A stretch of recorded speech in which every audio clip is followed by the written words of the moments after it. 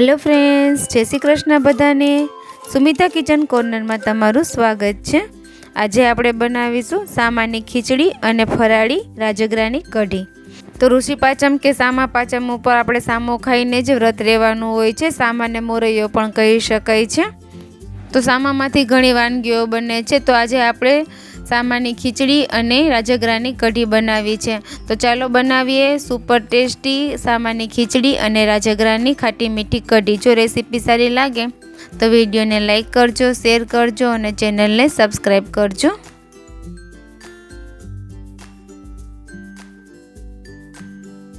तो सामानी खीचड़ी बनावा माटे आपणे अर्धो कप आ रीते सामो लीधो छे, तेने मोरैयो पण कही शकाय छे।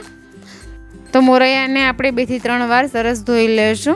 ત્યારબાદ તેમાં આપણે અડધો કપ પાણી એડ કરીને તેને પલાળી દેશું। ત્યારબાદ આપણે પેનમાં 3 થી 4 ચમચી ઘી એડ કરશું। ઘી હલકું ગરમ થાય ત્યારબાદ તેમાં આપણે અડધી ચમચી જીરું એડ કરશું। જીરું સતળાઈ જાય ત્યારબાદ તેમાં મીઠા લીમડાના પાન એડ કરશું। 2 મોટી ચમચી સિંગદાણા એડ કરશું। સિંગદાણા ने पण આપણે ઘીમાં સરસ સાતળી લેશું। હવે આ ખીચડીમાં તીખાસ માટે આપણે લાલ મરચાંનો જરા પણ ઉપયોગ નથી કરવાનો, તો તેના માટે આપણે લીલા મરચાં એડ કરશું। તો આપણે 2 લીલા તીખા મરચાં લીધા છે। 1 ઇંચ આદુનો ટુકડો ગ્રેટ કરીને એડ કરશું। બધું બરાબર સાતળી લેશું। ત્યારબાદ તેમાં આપણે અડધો કપ દૂધીનું છીણ એડ કરશું। દૂધીના છીણને પણ આપણે 30 સેકન્ડ સુધી સાતળી લેશું। तो अत्यारे आपणे गैसनी फ्लेम मीडियम टू स्लो ज राखवानी छे। तो दूधी बराबर सतळाई जाय त्यारबाद तेमां आपणे अर्धो कप बटेटानुं छीण एड करशुं। बटेटाना छीणने पण आपणे अर्धी मिनिट सुधी सातળી लेशुं। तो आ रीते दूधी अने बटेटाना छीणने घीमां सातळवाथी खीचडीमां तेनो टेस्ट खूब ज सरस आवे छे। त्यारबाद આપણે સ્વાદ પ્રમાણે મીઠું એડ કરશું। બધું બરાબર મિક્સ કરી લેશું। તો આપણે બધું એકદમ સરસ સતળાઈ ગયું છે। ત્યારબાદ તેમાં આપણે પલાળેલો મોરૈયો એડ કરી દેશું। તો આપણે મોરૈયો પલાળતી વખતે અડધો કપ પાણી એડ કર્યું હતું। તો મેજરમેન્ટમાં આપણે અડધો કપ સામો લીધો હતો, તો તેની સામે આપણે 4 ગણું પાણી એડ કરવાનું છે। तो આપણે અડધો કપ પાણી મોરૈયો પલાળ્યો ત્યારે જ એડ કર્યું હતું। તો હવે આપણે 3 ભાગનું પાણી એડ કરવાનું છે। તો અત્યારે આપણે 2 ભાગ પાણીના એડ કરશું અને 1 ભાગ છાશનો એડ કરશું। તો ટોટલ આપણે 3 કપ પાણી અને 1 કપ છાશ લીધી છે। છાશ કે દહીં એડ કરવાથી ખીચડીમાં ટેસ્ટ ખૂબ જ સરસ આવે છે। જો તમારે છાશ એડ ન કરવી હોય તો 4 ભાગનું પાણી પણ એડ કરી શકાય। હવે આપણે બધું એકદમ સરસ મિક્સ કરી લેશું। હવે આ પાણી અને છાશ બરાબર ઉકળી જાય અને એક બોઇલ આવે ત્યાં સુધી તેને આપણે હલાવતું રહેવાનું છે। તો આ રીતે એક બોઇલ આવી જાય ને બધું બરાબર ઉકળી જાય ત્યારબાદ આપણે ઢાંકણ બંધ કરીને 2 મિનિટ થવા દેશું। આ સમયે આપણે ગેસની ફ્લેમ સ્લો કરી લેવાની છે।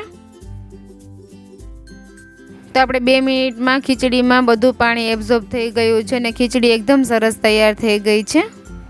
હવે આપણે ખીચડીને બરાબર હલાવી લેશું। તમે જોઈ શકો છો ખીચડી તળિયે જરા પણ ચોટી નથી। તો આપણે સામાની ખીચડી તૈયાર છે। છેલ્લે લીલા ધાણા એડ કરશું। હવે આપણે ખીચડી સાથે ખાટી મીઠી રાજગરાની કઢી પણ બનાવી લેશું। તો તેના માટે આપણે મીડિયમ ખાટી 2 કપ છાશ લીધી છે। जो छाश न होय तो तमे 1 कप दही अने 1 कप पाणी पण लई शको। 2 चमची राजगरानो लोट एड करशुं। हवे आपणे मिश्रणने आ रीते विस्करनी मददथी एकदम सरस मिक्स करी लेशुं। तो जेम आपणे चणानो लोट छाशमां डोઈએ ते ज रीते आपणे आ रीते मिक्स करी लेवानुं छे।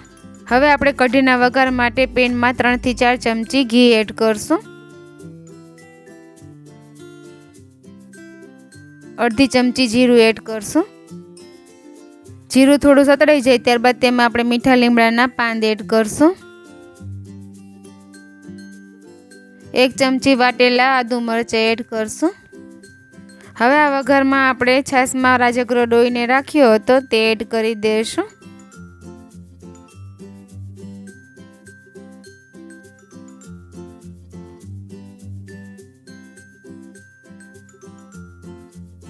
બરાબર બધું મિક્સ કરી લેશું. સ્વાદ પ્રમાણે મીઠું એડ કરશું. તો આપણે આગળ કહ્યું તે પ્રમાણે ખાટી મીઠી કઢી બનાવવાની છે, તો તેના માટે આપણે 1 ચમચી ખાંડ એડ કરશું.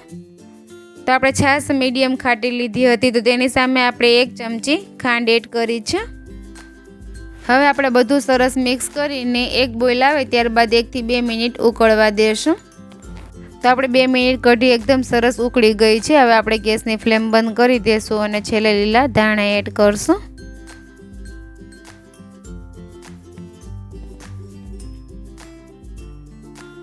તો આપણી રાજગરાની કઢી તૈયાર છે.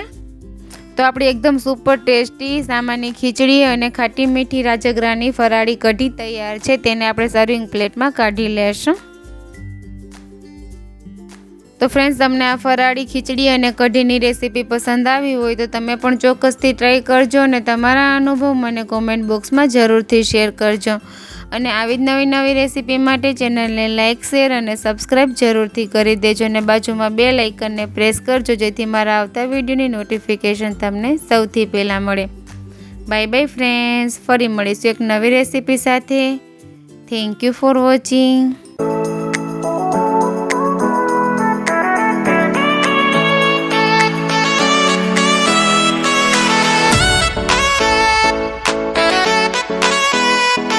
તો ફ્રેન્ડ્સ, તમને મારી રેસીપી પસંદ આવતી હોય તો ચેનલને લાઇક કરજો, શેર કરજો અને સબસ્ક્રાઈબ કરજો ને બાજુમાં બેલ આઇકનને પ્રેસ કરજો, જેથી મારા આવતા વિડીયોની નોટિફિકેશન તમને સૌથી પહેલાં મળે. Bye bye friends.